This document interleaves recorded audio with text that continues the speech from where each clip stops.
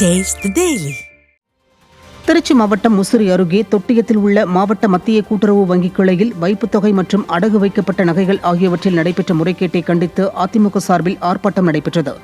முன்னாள் அமைச்சர் NR சிவபதி தலைமையிலும் முன்னாள் அமைச்சர் பரஞ்சோதி முன்னிலையிலும் நடைபெற்ற ஆர்ப்பாட்டத்தில் கூட்டுறவு வங்கியில் முறைகேட்டில் ஈடுபட்டவர்கள் மீது நடவடிக்கை எடுக்க கோரியும் தேர்தலின் போது அறிவித்த வாக்குறுதிகளை நிறைவேற்றாமல் மக்களை ஏமாற்றி வரும் ஸ்டாலின் அரசை கண்டித்தும் முழக்கங்கள் எழுப்பப்பட்டன.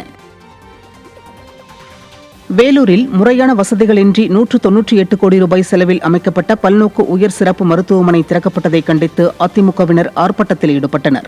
அப்போது கைது செய்யப்பட்ட அதிமுகவினரை இரவு 7 மணி வரை விடுவிக்காமல் விடிய அரசின் ஏவல் துறையினர் அராஜகத்தில் ஈடுபட்டனர். இந்த ஆர்ப்பாட்டத்தில் முன்னாள் அமைச்சர் முக்கூர் சுப்பிரமணியன், வேலூர் மாநகர மாவட்ட செயலாளர் SRK அப்பு உட்பட ஏராளமானோர் கைது செய்யப்பட்டனர். திருமண மண்டபத்தில் தங்க வைக்கப்பட்ட அதிமுகவினரை இரவு 7 மணியாகியும் விடுவிக்காமல் அராஜகத்தில் ஈடுபட்ட ஏவல் துறையை கண்டித்து பெண்கள் முழக்கங்களை எழுப்பினர்.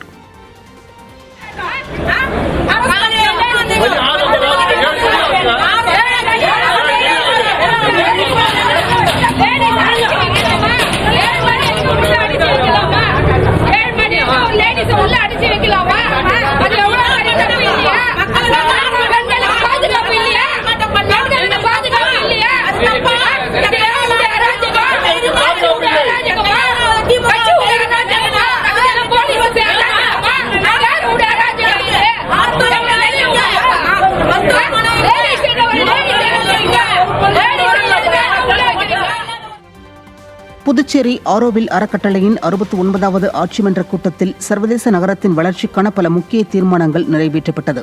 தமிழக ஆளுநர் தலைமையில் நடைபெற்ற இந்த கூட்டத்தில் புதுச்சேரி துணைநிலை ஆளுநர் மற்றும் அறக்கட்டளை நிர்வாகிகள் பங்கேற்றனர்.